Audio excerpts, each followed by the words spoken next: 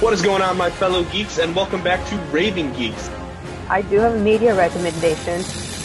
I love Lord of the Rings. Superheroes, movies, a little jack of all trades, I guess. So what makes me a geek?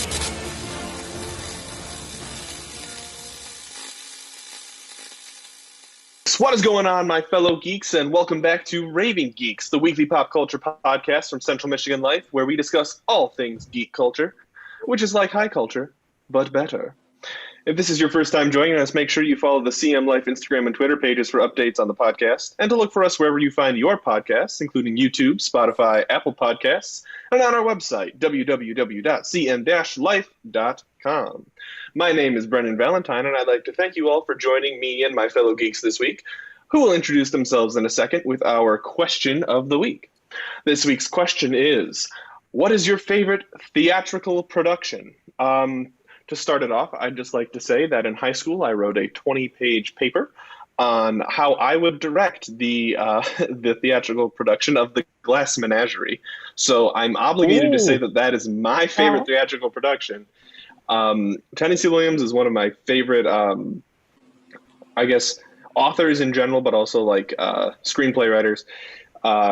Streetcar Named Desire is one of the few live plays I've seen, and I really, really enjoy it. And I did a lot of analyzing of that in high school as well. But Glass Menagerie, I think, goes above and beyond on it's very minimalist, but there's a lot in it, and I just think it's really cool. One of our other hosts, what do you think? All right. Isaac Hunter here. Also, I do like The Glass Menagerie. Only 4 actors, I think, in the whole thing, too. Yeah, 4 characters. Whole thing. Like I said, minimalist, but incredible story. Yeah, definitely. So I had to think long and hard. I have a history of theater, and I didn't want to be like, I was in this one, so that's much. No, that sounds like what you just did. Oh, no. So, and I even I looked at all the big names and productions, but I think what I love is there's a theater production called Team Star Kid, which I'm sure you may have heard of. Darren Criss got his start there. A Harry Potter musical, all that stuff. And I think my favorite theatrical production is they do a musical called Starship, which is based on Starship Troopers. And so it's about a bug and space rangers, and he just wants to be one of them, but they think he's disgusting, and it's beautiful. Okay. Hi, everyone. I am Hope Gooderall. I will brag and say that I've seen a lot of theater because I get to go see musicals and plays for free at the Detroit Opera House and at the Detroit Fisher. I do have to put in a little bit of work. At the Fisher, my main job is guarding the stairs that lead to the backstage door. A good job. Honorable. Yeah, I just get to stand around and tell people, the bathroom is, women's is either upstairs 1 floor or, downstairs. Yeah. And then at the Opera House, I usually tell people where they're sitting. I'm torn between 2 different ones because I absolutely love the music for West Side Story. But I love the puppetry and the storytelling of War Horse. Because when I saw War Horse for Christmas one year, I literally thought that the horses were real, not that there were people underneath these giant puppets. So, which also goes into Lion King. But yeah, I would say either War Horse or West Side Story are my favorites. Sounds great. All right, thank you very much, Isaac and Hope. Now to get things started with the business end of the podcast, very, very official tonight. We're going to start off with our geek news. Hope, do you have anything for us? So I don't have as much as last week, but that's okay. You always go above and beyond with news, so you can take a lead off. I follow a lot of nerd accounts on social media, so yeah. But the one thing I saw is that Tim Burton, his Addams Family, is coming out on Netflix as a TV series specifically about Wednesday Addams. So that has been picked up. It is going to happen, and I'm really excited. And I'm kind of waiting to see if like Johnny Depp is getting a role in it, because there were rumors that if Tim Burton was doing an Addams Family reboot of sorts, that Johnny Depp would be in it. And so I'm looking forward to see if that happens, and also just to see what they do with Wednesday Addams in a TV series. Interesting. That's it. I just like I saw a picture for it, and it's just like her silhouette with like a knife, I think. The one that I saw was like the Wednesday Addams from the live action movie from a few years ago. So Wednesday Addams goes to real school and kills people. yeah. Good old Christina Ricci. No, it sounds super exciting, and I think Johnny Depp could he could play anyone in Addams Family. Also, he and Tim Burton have like that like working professional relationship, like amidst Depp's like everything with his marriage going on. I don't like Tim Burton would be like, if anyone's going to stand by him and offer him work, it would be Tim Burton.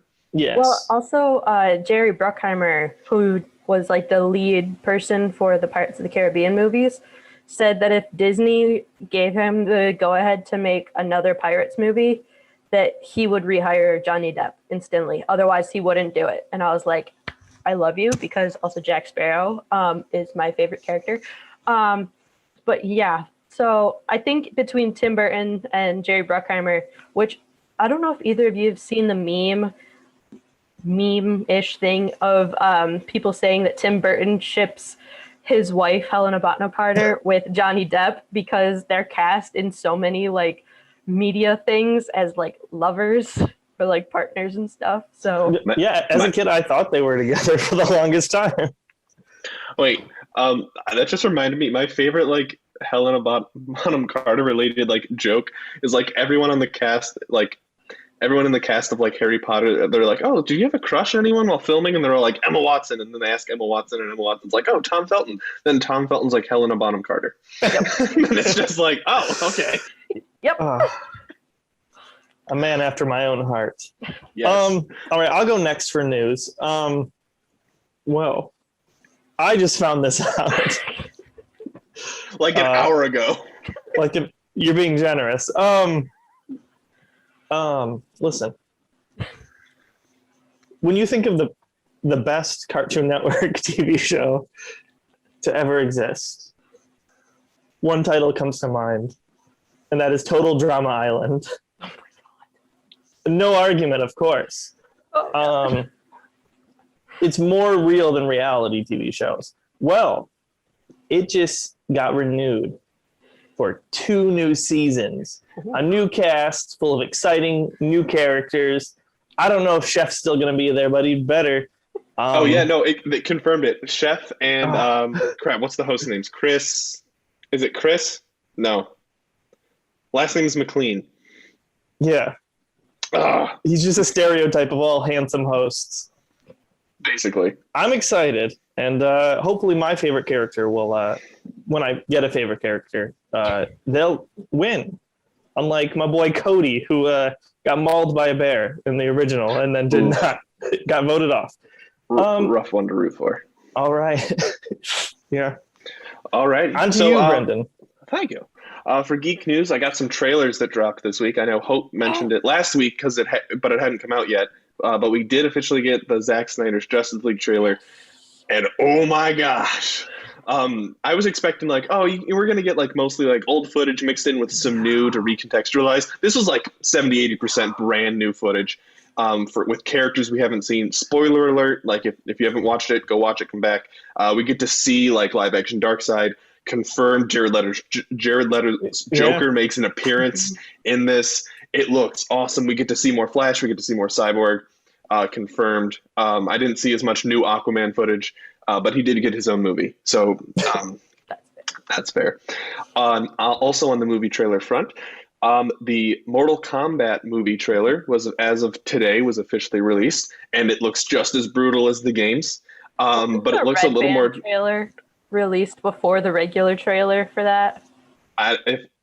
I don't know. The one I watched could have been a Red Band trailer because that was pretty brutal. The scene that's sticking with me is where Sub-Zero stabs Scorpion, freezes the blood that comes out, and then stabs him again with it. I was like, oh my gosh, that's intense. But also, that's the most Mortal Kombat thing I've ever seen. And it comes out on April 16th, HBO Max and in theaters. And I was like, wow, that's fast. Like, I just heard about this movie happening a few months ago, and now it's already like coming out in like a month and a half. And so I'm like, to bring up HBO, we would love for you to sponsor again, us. HBO Max, if you'd sponsor us, so we can, get subscriptions, because for some reason every DC property is going to HBO Max, and I don't have HBO Max yet. So, and then normally I like to stay positive in the news section, but I got to go on a small rant. In other news, Martin Scorsese came out and said this week that streaming services are ruining the film industry. And because it's turning like the art of film into just content, if I'm paraphrasing his quote. And again, I like to be positive. I don't mean to hate, but I really do not like Martin Scorsese. I don't think he's that good of a director. I don't think he's that this creative genius that a lot of people write him out to be. Every film I've seen of his is like relatively mediocre in my eyes. Didn't care for Wolf of Wall Street. Didn't care for The Aviator. Not a big fan of Goodfellas. Never watched The Irishman because at that point I was boycotting Martin Scorsese for saying that Marvel movies are not cinema. Mm-hmm. And from that point on, I've realized he's a film gatekeeper. And that it's one thing to criticize the Marvel movies. I can get it. Like, it's not everyone's cup of tea. It's a lot of action, a lot of violence. They rely on some tropes that not a lot of people want. They want something deeper, more subtle. The Marvel movies are usually pretty in your face. It's one thing to say that. It's another thing to say this isn't movies, this isn't how I understand movies to be, and it shouldn't be this popular. And that's what I feel like he's coming out and saying with all this stuff. And I feel like it's just showing that he can't adapt to a new film world just because streaming is the next step for movies and TV. Within the pandemic, that's become abundantly clear. It's not going away once the pandemic goes away. We're not going back to DVDs to watch our movies. As much as I love the movie theater, if I can stream something, yeah, we're not going back to VHS. We're not going to watch it on film itself. And I just his comments are just saying I don't like the way film's going, and he's not it's one thing to provide criticism and say, well, it's reducing it to content, so make it more special. Here's how I would do it if we're releasing.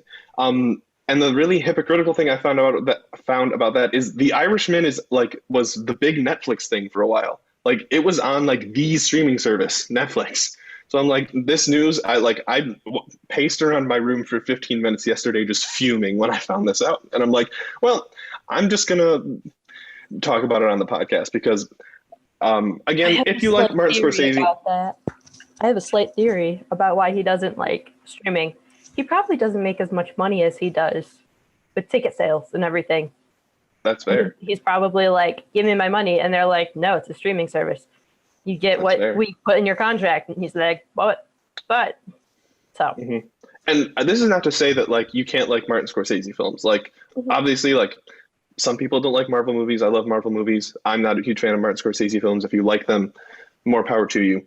If you like him and like his creative genius, I am not by any means an expert film critic, so I can't piece that apart. I just feel with these really strong opinions that are kind of to me counterproductive because they're directions of popularity in film, and it feels he's just trying to be a hipster and say, no, this isn't good, but isn't offering an alternative. He's not offering a place for film to grow, and is just saying, I don't like this, let's change it. Yeah, and I mean, you said it for what it was. He's being a gatekeeper right now. And also, what an odd time to speak against streaming when most people can't go to movie theaters. Exactly. That's all we got. It's the safest, easiest way to consume stuff right now. Anyway, I will get off my soapbox on that. You reminded me with your trailers. The Cruella trailer dropped with Emma Stone. Oh, wait, really? I hadn't seen it yet. Yeah, it dropped a couple yesterday or the day before, a couple days ago. And because I was seeing a lot of the different versions of Cruella from the animated to the first live action to now the Cruella movie. So I haven't watched it yet. It's on my YouTube watch later thing that has 600 videos, but Nice. I'll watch it. All right. And then real quick, we have to address the elephant in the room before we move on to our main topic. WandaVision has been officially confirmed as the globally most popular show. Most popular show in the world right now. Everyone's talking about it. Everyone's theorizing. We just want to give our real quick hot takes on the show. I guess I can start with WandaVision theories. My main thing, I also have not seen anyone else like on TikTok, Instagram, or Twitter say anything remotely close to what I think is going to happen in the MCU because of WandaVision. So as of spoilers for WandaVision for the next 5 to 10 minutes, if you're not caught up or not interested, you can fast forward or you can like go watch it. But major spoilers for what we're about to talk about. But my theory, when Darcy was decoding all of the files from Hayward, very specifically, it's called Project Cataract. And then in quotes, it said 4 eyes only. Also, every time we've seen Dead Vision and Dead Pietro, very clearly there's something up with their eyes. There's a lot of like eye specific imagery in like WandaVision it's not like saturating it, but I've noticed kind of like a pattern. And the eye related imagery, like if I see it like in the real world, I think, oh, the Illuminati. But in Marvel Comics, there actually is an Illuminati. The Illuminati, made up of like different like superhero leaders from different like sects of the Marvel universe. You've got your Avengers with Doctor Strange and Tony Stark. You've got your Fantastic Four, Reed Richards, Inhumans, Black Bolt, X-Men, Charles Xavier. Namor's in there. There's a lot.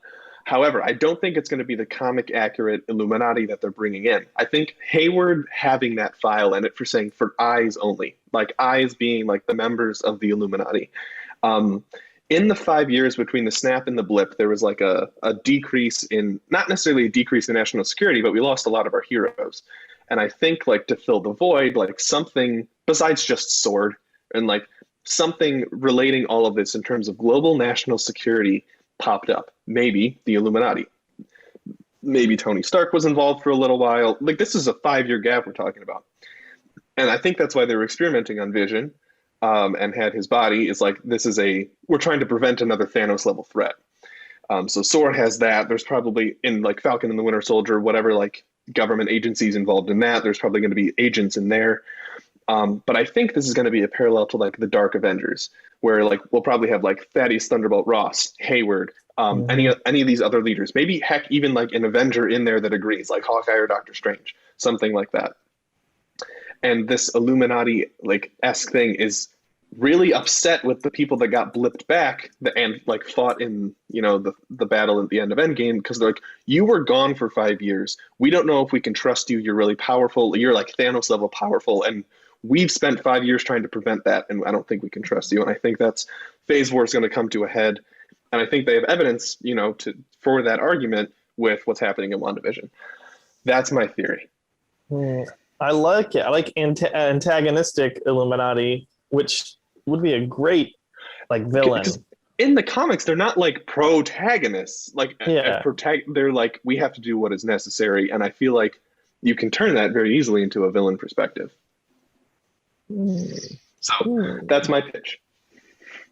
I love it, and it makes sense. And Hayward, it does it. Yeah.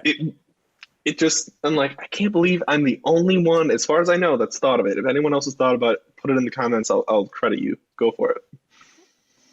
And also, Hayward that guy sucks. Sketchy. Yeah. Can we talk about how, like, Sword and Shield, people in charge, are just terrible? Because, like, when Nick Fury died, and we got, what's his name? Pierce. Yeah, getting major Pierce vibes from the Sword dude. Like, also, like, why did they like Sword and Shield? Like, every time I think of it, like, the MCU's got to have like Pokemon Sword and Shield. Like, really? That's not like a branding thing. Nintendo didn't have an issue with that. Okay, to be fair though, Marvel was around Sword and Shield are long like before Pokemon. But the anagram has been like changing over the years, like what Sword stands for. It's different in WandaVision than it normally is in comics. Mm-hmm.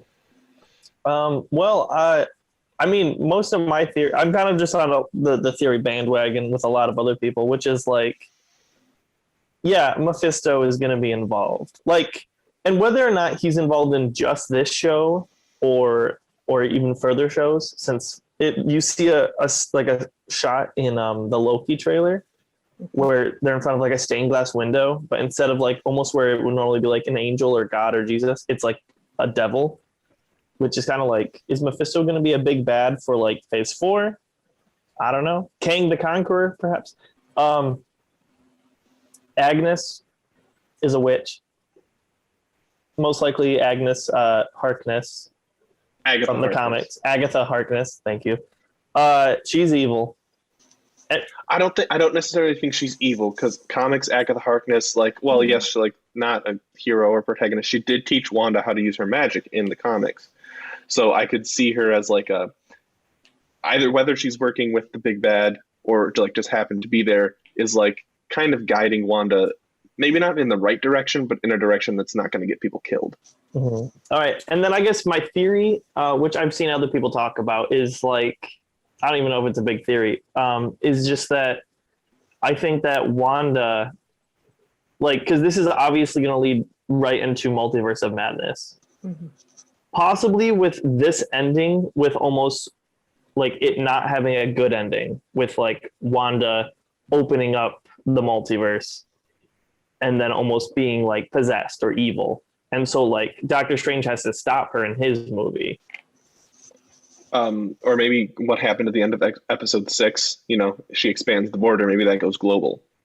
And then, which, as you know, when you go through it, it rearranges your molecules, and then something changes. And Maria Rambeau? No. Monica Rambeau. Maria's her daughter. She's gone through so many times that when they looked at her scan, it was all glowing. She's also the superhero Photon in the comics. And also, hypothetically, if Wanda spreads her thing big enough and it hits enough people, maybe if you have a certain cellular structure, something happens to you where it activates an ability, and that's how they get mutants into the world. I mean, I love the X-Men into the MCU theory. Yes, it's been. I gotta say, I've had to tell so many people. I was like, "Did you catch the X-Men reference?" They're like, "No." I was like, "Pietro, really? Come on!" I had to tell my dad. I had to tell my brother-in-law. I had to tell my roommate. I was like, "Guys, come on!" And they're like, "My dad has seen it, but it's been a while." So he was like, "Oh yeah, my brother-in-law and my roommate have not seen the new X-Men movies," and I'm like, "Y'all, get on this train." Yeah, I mean, you don't really have to watch, all of them, but anyone that has a cool slow motion Quicksilver scene with cool music in the background. You mean the movie where my favorite character dies? Wait, is it Days of Future Past or Apocalypse? Apocalypse. That your favorite character dies, or that? Wait, I'm thinking Havoc. Yeah. Sorry, we can have a whole episode about how I thought that was a ridiculous way to die, where he like was just closest to the explosion. Spoiler alert: he was closest to the explosion. X-Men movies are old. And then Quicksilver like didn't know he was there because he was already engulfed. Ridiculous. That was just their way to get Lucas Till off so he could go be MacGyver. It's fine. I can have my Angus MacGyver. It's fine. He was in what? Monster Truck was the next movie he was in? Yes. Because it was Wait, what? Yeah. He meets like alien monsters and they go inside like trucks and cars and like power the car. I remember that movie. So, that was Lucas Till. Yes. If you're asking a celebrity crush of mine, Lucas Till is at the top. Has been since Hannah Montana the movie. He was the cowboy. So yeah, my theory. So I do think that Agnes is evil for multiple different reasons. I have seen different pictures, and then all of a sudden I go, "Dang it! Why didn't I notice that?" But one that I would like to bring up is someone put these two screen captures together of when Vision does the whole glowy fingers to the hand thing on Norm, and Norm's like, you have to stop her, she's in my head. But then when he goes around on Halloween and he's in that part of town where like nobody's moving and nobody will talk to him, Agnes is the only one talking to him. And then he does the whole glowy finger thing and she's like, no one leaves. Wanda, specifically stating, Wanda won't even let us think about it. And then, you know, talks about how she got after he does the whole thing, gets her back into her character or whatever. But also the fact that like in the 90s version episode, when Tommy and Billy are deciding to grow up faster so that they can have a dog and everything. So she is like, wait, do you want me to do that line again? Do I need to redo this scene? So she's definitely the most self-aware. Yes. And then she doesn't even notice when the boys age from babies to 5-year-olds. She doesn't notice when they age from 5-year-olds to 10-year-olds. Which was hilarious. That joke, like, he's like, you can't have one until you're 10. And they're like, hey, we got you. And then also during that episode, when Sparky dies, like, I was like, are we sure that she's not trying to, like, trick him? Because she was also very quick on bringing over a little doghouse and everything for Sparky. And I was like, that doesn't seem right. She's getting more involved in the episodes.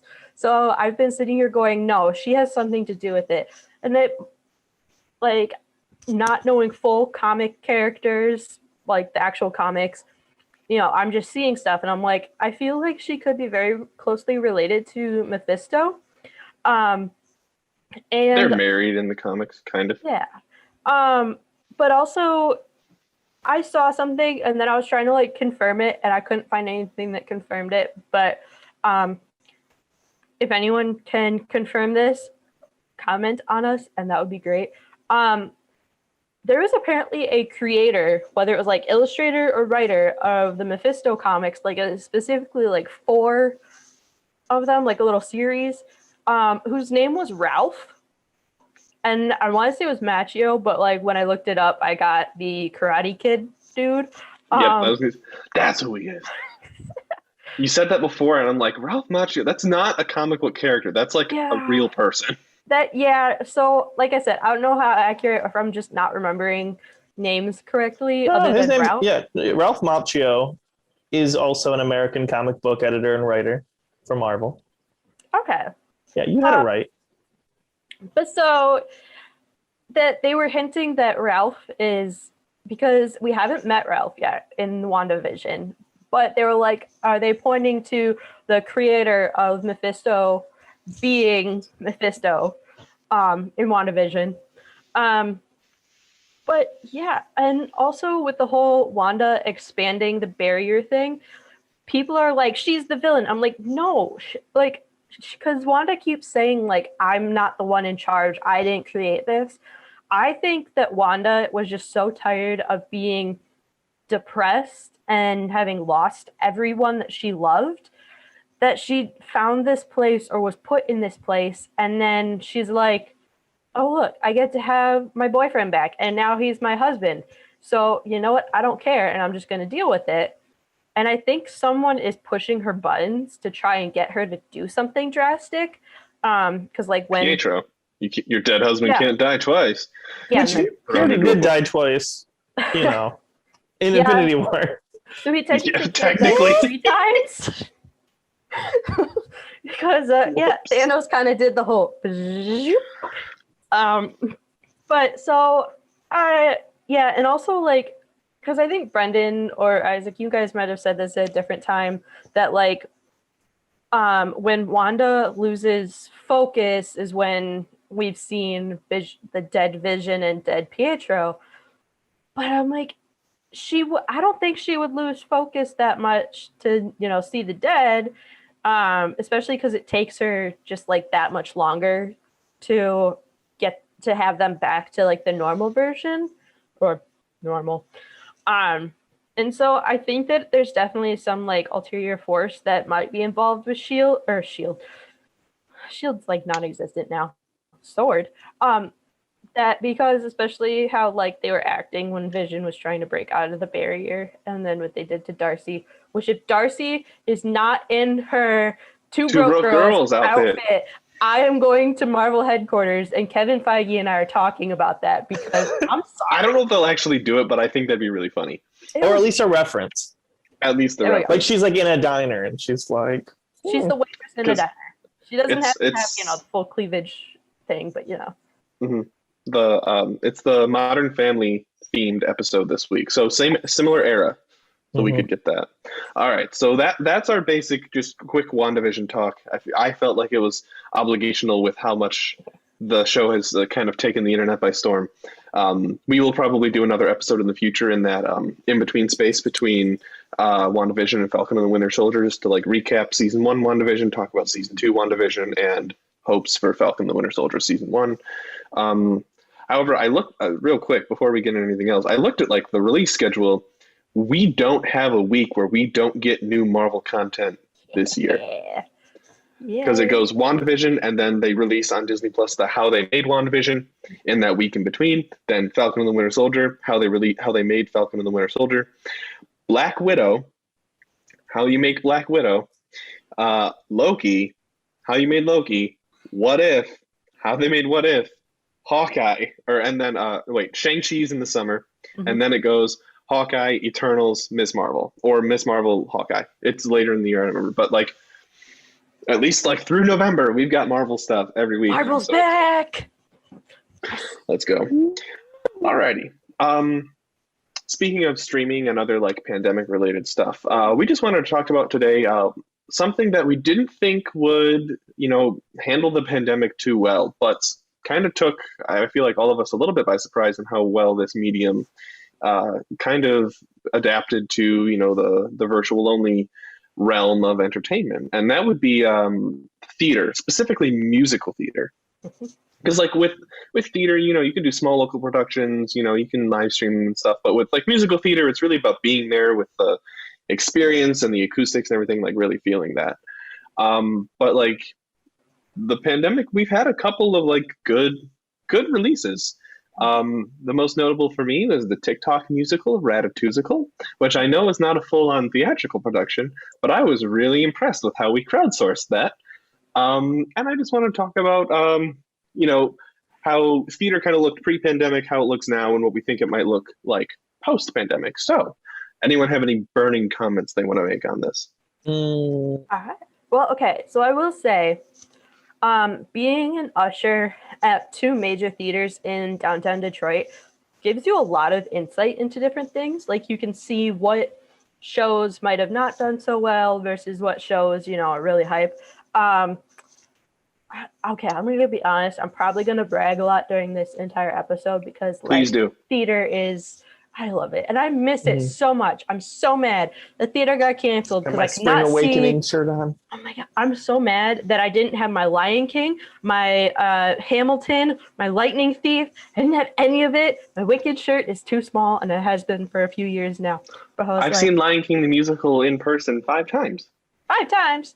I've seen it once, and I saw it 4 years ago, and Zazu sang Let It Go to Scar. And it was the best thing ever. I saw it, and then I saw Lion King Jr. performed by a middle school. What? Novi Middle School did it like a couple years ago. Lion King Jr. I did not get to help out with them though, unfortunately.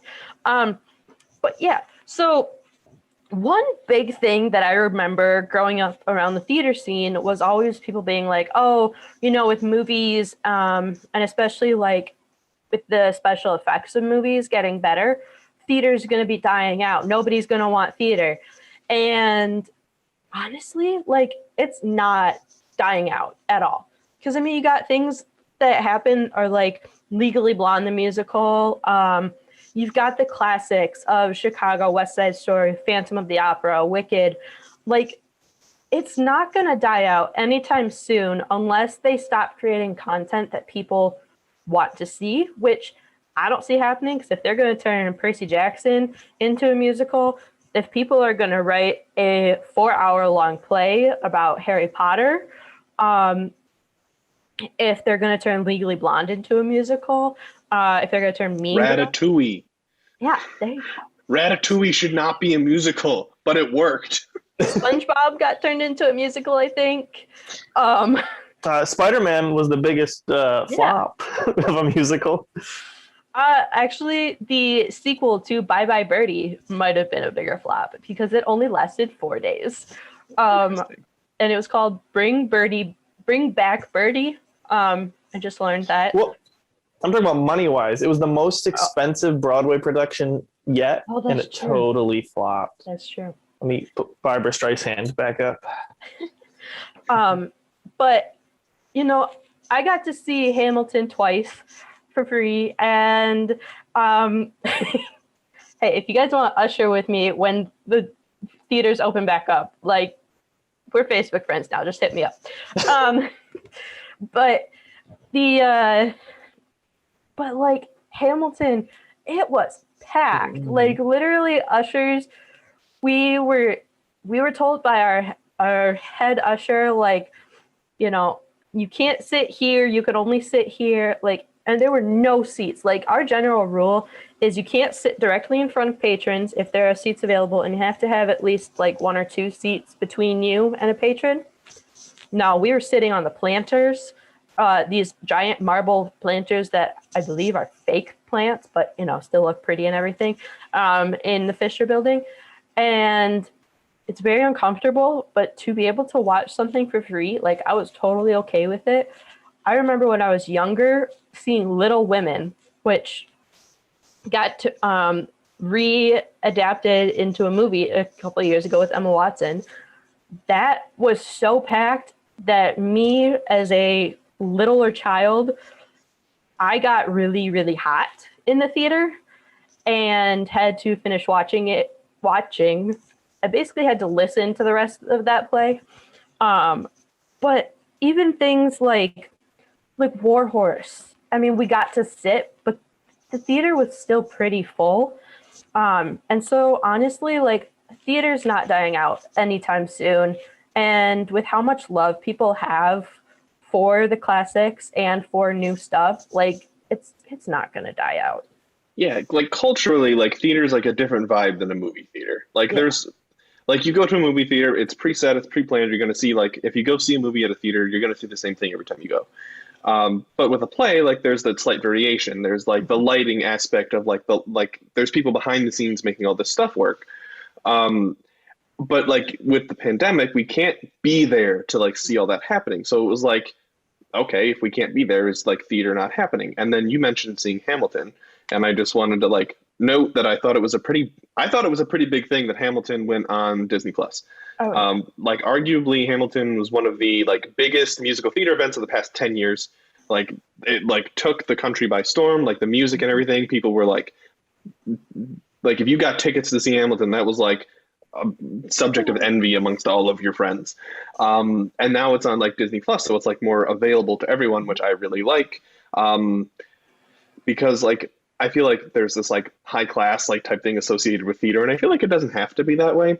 But also, I'm really sorry you're going to crucify me for this, but I didn't really like Hamilton when it first came out.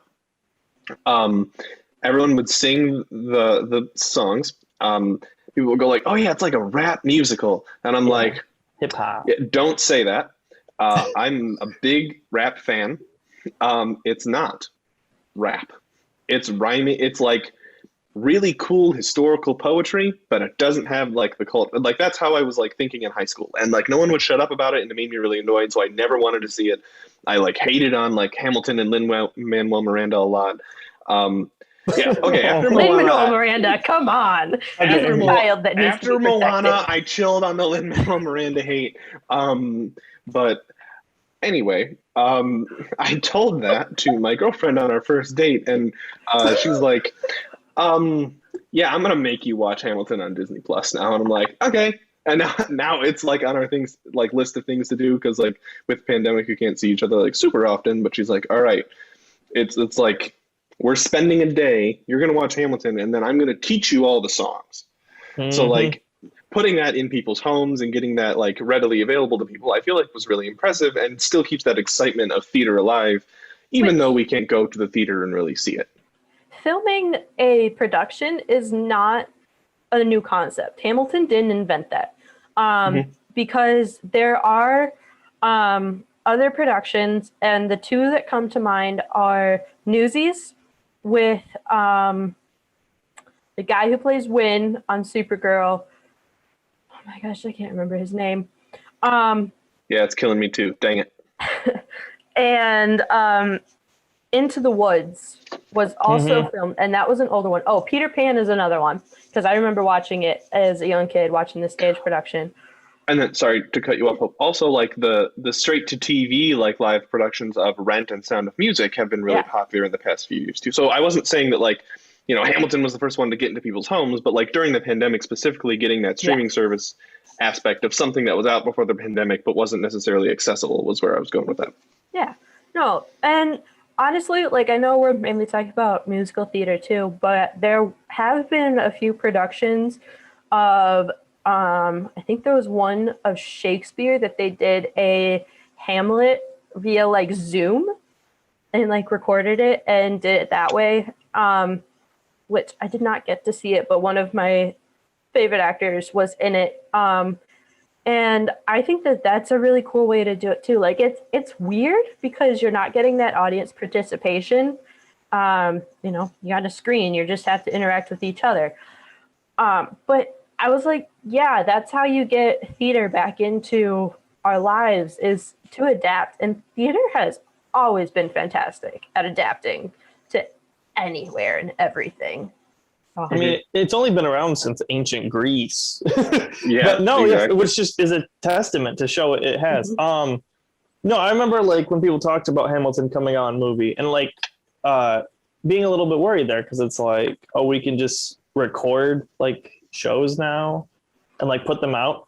But I think it's also has to be with special cases where, like, for instance, Hamilton did make millions of dollars on stage before they put it on here. And I think that could be a thing of the future where like a new musical or play comes up, you could actually do it on Broadway and everything for as many years as you need to be, but then you can record it and put it up once you're done going around the country and showing it. And then like everyone can see it then. I want to say that. Oh, Hope, by the way, Jeremy Jordan is the actor. Jeremy Jordan. Thank you. Gosh, that was going to drive me nuts the rest of the night. Jeremy Jordan. He was fantastic in Newsies and had like the accent, New York accent and everything. It's very different from Win, I will say, which was a very good thing to see the difference. But I want to say that Wicked or another like really popular show was getting recorded before COVID, before the pandemic, to be released as like the stage production on a streaming service. But I think that might have been put on hold because of the lovely thing that is known as COVID-19 that needs to go away. So, but yeah, I will say, seeing for Hamilton for me, so having seen it twice on stage and getting to interact, like we talk about how theater is so much like audience participation. It really is, because I swear when I saw Hamilton on stage, they added like an extra couple beats in the first song after, you know, they're like, "What's your name, man?" "Alexander Hamilton." And then they just stopped and waited because everyone was cheering. And like, it wasn't Lin-Manuel Miranda, but like, it's so iconic now that everyone was cheering. And then when Lafayette turns into Jefferson. Yeah, Jefferson. And, you know, Thomas Jefferson's coming home.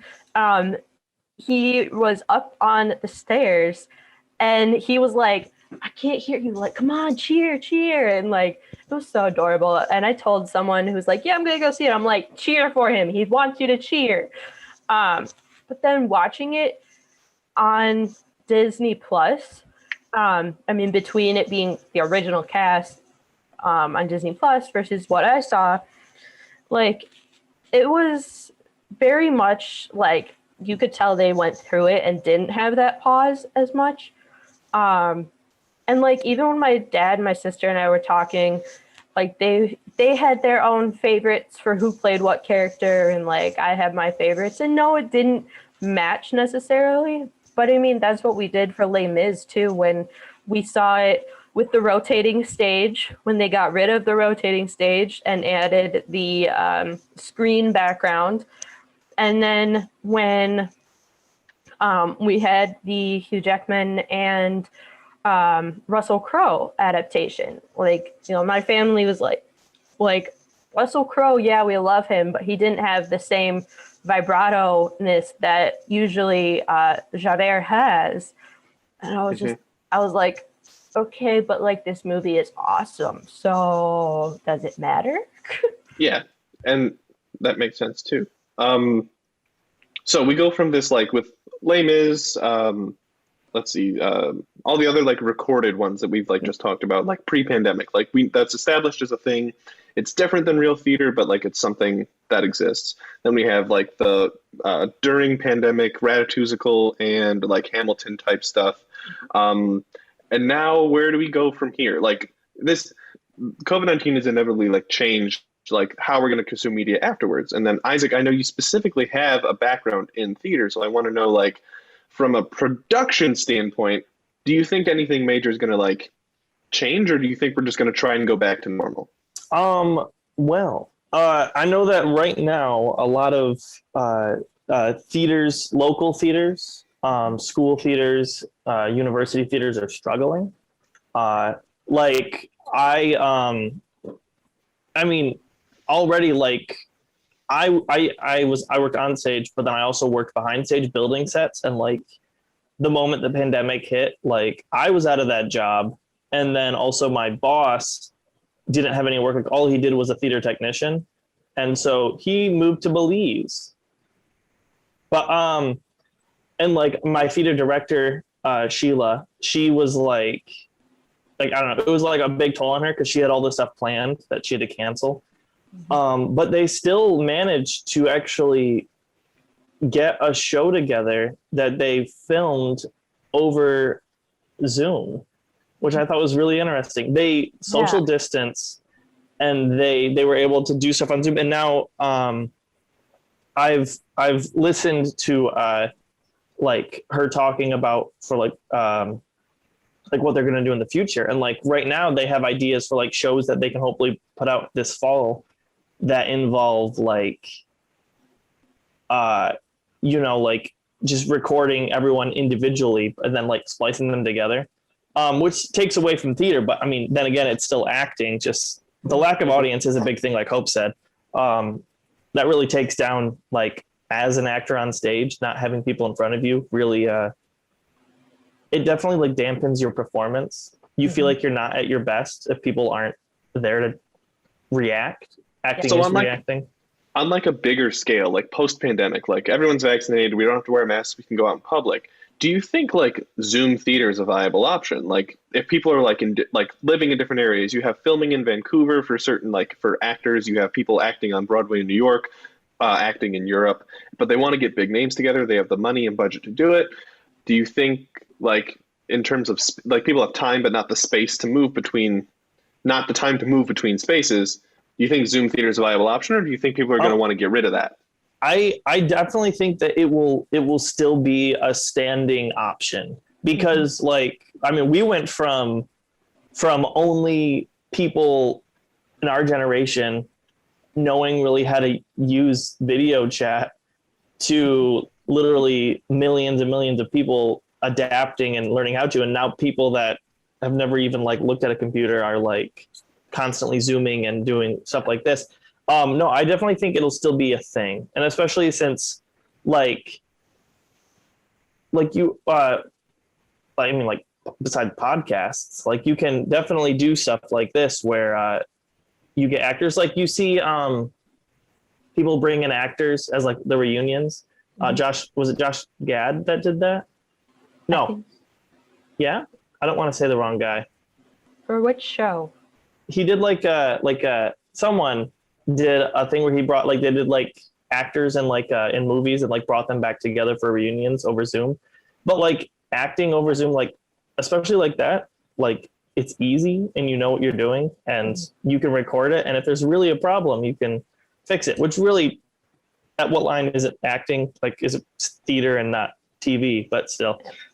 Well, I think the other biggest testament is the fact that we still record live shows and put it out on streaming services or DVDs and stuff. Because, like, you know, with Hamilton, if you go back to, like, I watched Peter Pan and Into the Woods on a VHS, and they're doing it and now they're streaming it instead. Like, if that's still happening, I definitely think Zoom is still an option. I don't think it would be things like West Side Story or, you know, I don't think it'll be musicals. I think it would be more just plays, because recording singing and trying to get like the in tempo and everything the same is really difficult if you're trying to do it live. I mean, I know you can do like record your own piece and then send it in and then, you know, paste it together. But I think Zoom productions would definitely be more just regular plays. It's like jazz. You have to play with the other people that you're with. Yeah, exactly. Hear them to hear yourself. Yeah, and, you know the beat and know that you're on pitch, or, you know, that you're not slightly sharp while everyone else is slightly flat, you know. I'm just going to get really technical there. You're good. But yeah, I think if we continue to record live versions to get out to mass people, in musicals too, like, we'll still have the Zoom stuff, I think, because that'll give them another revenue aspect too. Because like schools could even do that type of thing. My middle sister, when she was here at Central, they did a play, and I can't remember what it's called. She essentially had to be a mean girl. And I remember one comment was from her person that she needed to be quieter because everybody else was quiet compared to her, especially laughing. But they had, within that show, was like different clips. So like they were on their computer like we are now and like recorded themselves saying something, and then they showed that during the play. But that was also part of the play. But I think if we have stuff like that, and then if we get writers who are willing to make like specifically Zoom theater, that could become its own genre too. And, you know, because it's going to adapt.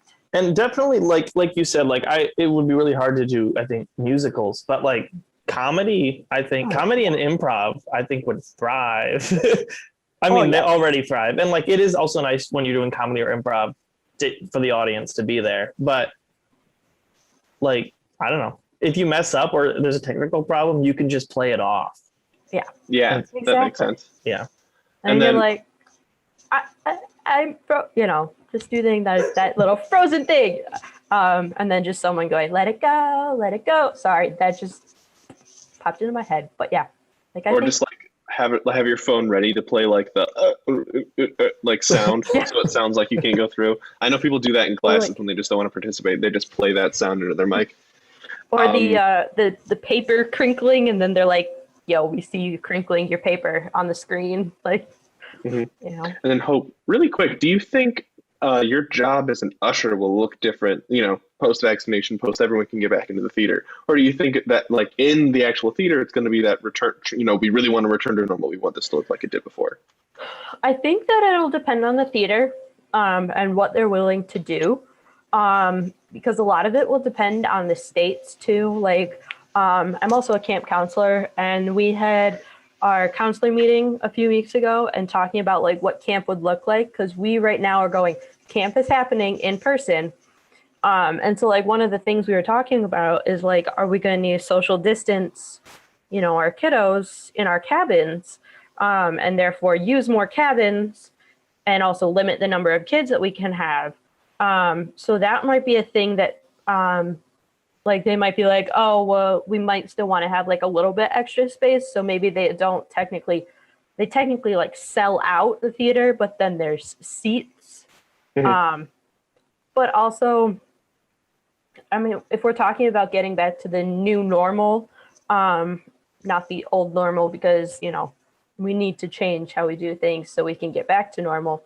But honestly, like I said, my job is usually like standing still. The most interaction I really have with people is like taking their tickets from them and then handing them a playbill if they want it and their tickets back. And that's about all that interaction really. I mean, it's not like 6 foot distance, but it's relatively safe. So, I mean, probably, like, you know, once we don't have to wear masks and everything, like it's gonna probably look pretty close to what it did before. Obviously, like there will be shockwaves and changes, but and then as much as the pandemic has kind of put like a halt on theater, that doesn't mean we don't have anything to look forward to. I know, Hope, you have a couple things that are on your radar specifically within the theater community. You want to mention those? Yeah, so if there are any teachers out there of any kind, because you can always suggest this to your theater teachers, the Lightning Thief is available for, as Isaac holds up his book, the Lightning Thief musical is available for rent so that high schools can put on the production. And I don't remember what company it's through. And I'm sure, you know, it'll be a little pricey because it is technically still Disney and everything. But if you have a school that's like, you don't really have students that audition. Percy Jackson, I'm trying to remember, was like maybe 10 people in the entire cast because you had people playing different roles. Like Grover also played Mr. D, and he played Dionysus too. Interesting. Chiron played Poseidon, I believe, as well. Daddy figures. Yeah. But so, like, you know, if you've got people that are willing, I mean, that was kind of with Hamilton too. Like, if you've got cast who doesn't have that many lines or is only in like this section, you might as well use them for the other section too. Like, you know. Mm-hmm. But yeah, so Percy Jackson, the musical, is phenomenal. Definitely kid friendly. The adults in my family were not a fan of it. I loved it. Other people, because the inner child in me, I was like, yes. But other adults that were a little more serious of like, so they use, just a warning, they use leaf blowers and toilet paper to show water. Like that's the water. My dad, after we saw it, was like, what was the point of the leaf blowers and toilet paper? And we were all like, Dad, it was supposed to signify the water that, you know, was happening. And he was like, oh. So, you know, it is that it's whole different. Yeah. And, you know, it was a low budget thing because it was off Broadway. I think it was technically off Broadway at one point too. It was low budget and the stage remained the same the entire time, like Rent or Hamilton. So, you know. And then you mentioned something too about Into the Woods. I don't know if that's directly with theater or if we're getting an Into the Woods show. Right? No. You mentioned this to me outside of this, I think. Did I mention Into the Woods? I don't think I remember Into the Woods. I don't think there was Into the Woods. Maybe I am misremembering. I know we were talking about like theater related productions because we have the Wicked movie coming out. And then we have a couple other adaptations of theatrical productions in the works. But those are things to look forward to as, you know, the pandemic starts to, as we are comfortably in what we hope is the second half. Oh, In the Heights. In the Heights. It wasn't In the Woods. In the Heights. My bad. In the Heights. Like the Woods. Yes. So In the Heights was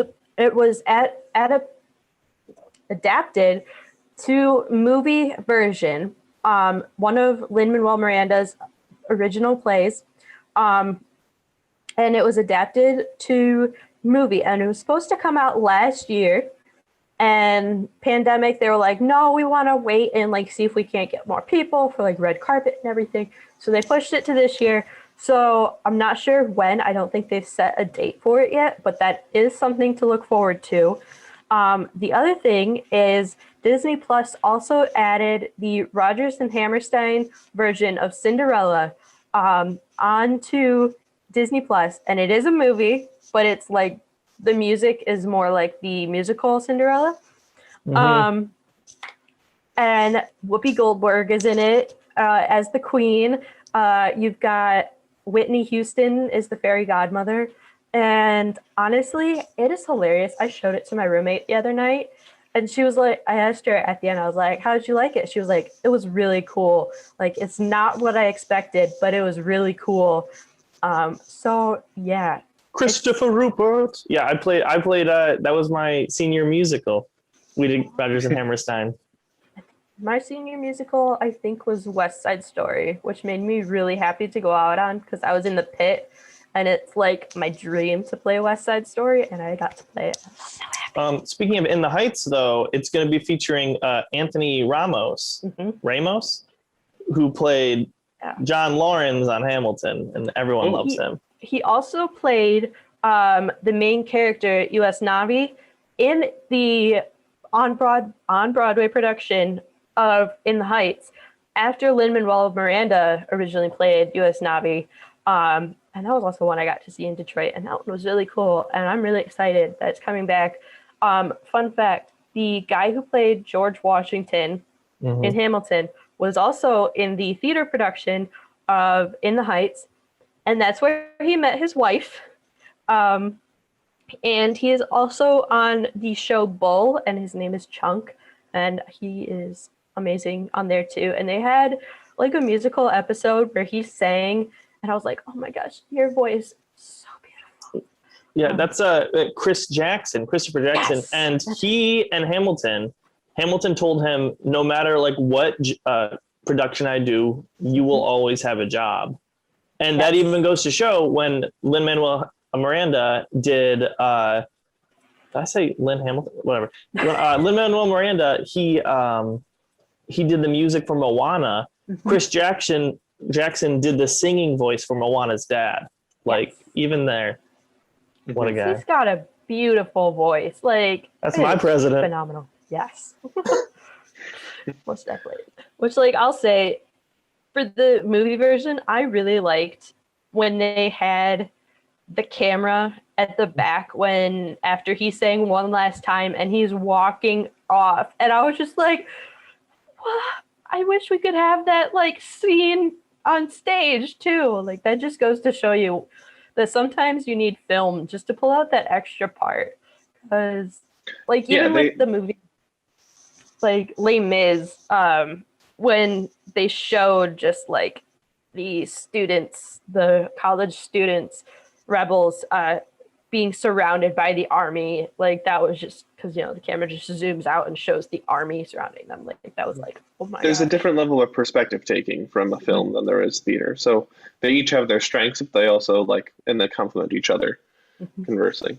So, well, as always here on Raving Geeks, we like to end our episodes with some general recommendations for our viewers, whether that be movies, video games, comics, or anything else geeky. So, hosts, do you have anything you want to recommend for us today?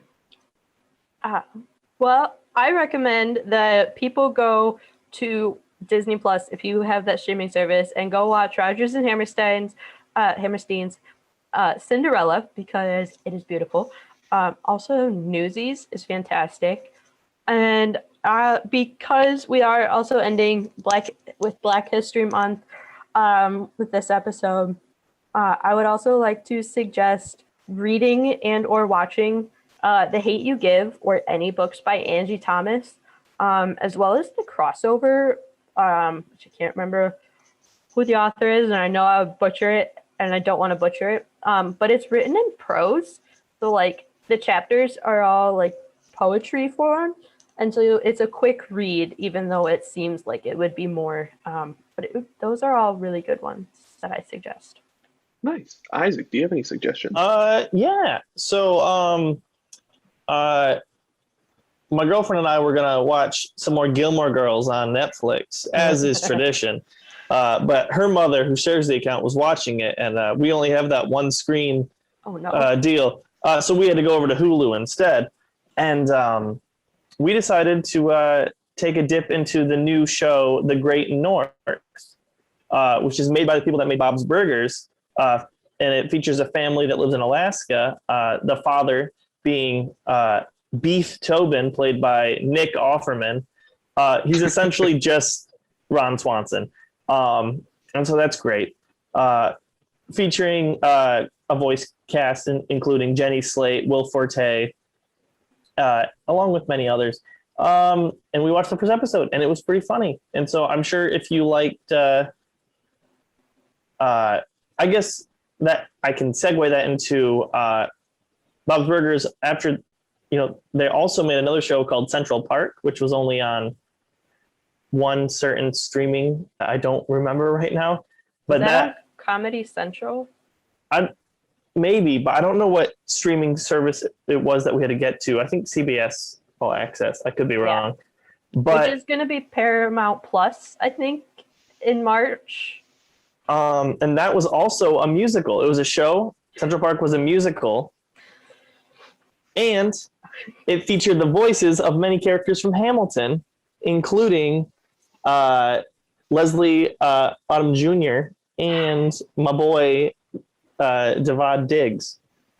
So nice. Okay. Watch anything, I guess, made by Bob's Burgers, people. David Diggs in the new Sesame Street Grubhub or DoorDash or whatever commercials is absolutely adorable. Just saying.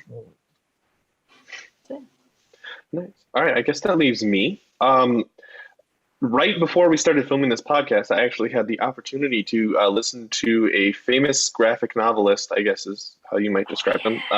Art Spiegelman was actually speaking, not on campus, not physically on campus, but like to Central Michigan students about his work, Maus, M-A-U-S is how you pronounce it, which is like a comic book about like his father's story of living through a concentration camp and the Holocaust. And so it was one really cool to hear him speak. So I really want to recommend Maus, or and if you really get into that, the book Meta Maus, which like answers all the general questions that people have about the graphic novel, but specifically it's really relevant to our time period, and like this past year of 2020 specifically, like with the Black Lives Matter movement and everything going on, with like the election and everything. So this misinformation and rise of big lies is something that gets explored, and people having to like hide their true identity, which I thought is really topical and really interesting to explore.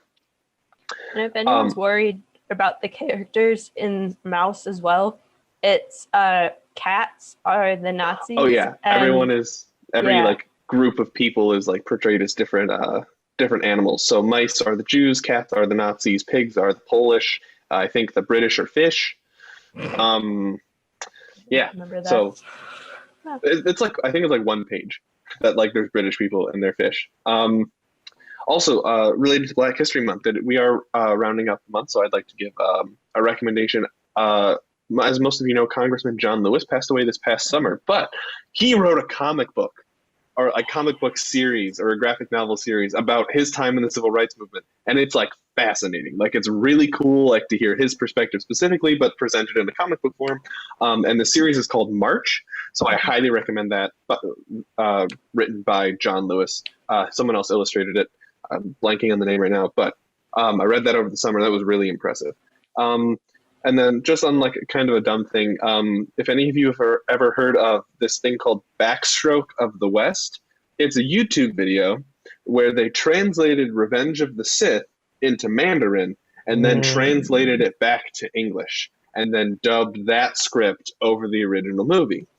So that's why it's called Backstroke of the West, because if you translate Revenge of the Sith into Mandarin, then translate it back, it turns into Backstroke of the West. So that's on YouTube. And if you're looking for like a dumb way to waste 3 hours, go for it. It's 3 hours. It's the same length as Revenge of the Sith. Oh. Revenge of the Sith isn't 3 hours. The good version of Revenge of the Sith is 3 hours, though they cut in the arc of Clone Wars into the movie, and that is 3 hours long. But Backstroke of the West, it's so done, but there's so many like fun things to quote from it, so highly recommend. Alrighty, well that is all we have for you today. Thank you everyone for joining us for Raving Geeks this week. Make sure you leave a comment wherever you're listening from. We'd love to hear all of your thoughts. We talked about a lot today. my Scorsese rant. We talk about WandaVision theories, the past, present, and future of musicals and musical theater, and then all of our recommendations. So we love to hear from you. And feel free to reach out to us on social media, on Facebook or Twitter at Raving Geeks, and our brand new TikTok account.